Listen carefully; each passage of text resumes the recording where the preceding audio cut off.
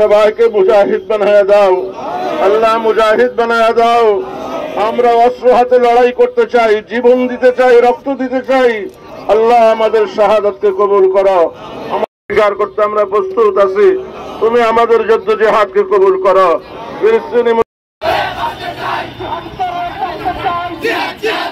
মসজিদে আকসা, সেই মসজিদে আকসাকে রক্ষা করো আল্লাহ। যে মসজিদে আকসায় দাঁড়িয়ে সমস্ত আন্তর্জাতিকভাবে ইসরায়েলের পণ্য ব্যবস্থা করবেন। তা না হলে 5 আগস্ট আন্দোলনের মধ্যে থেকে সরকারকে আমরা এনেছিলাম, আপনার বিরুদ্ধে আমরা আন্দোলন করে তুলব।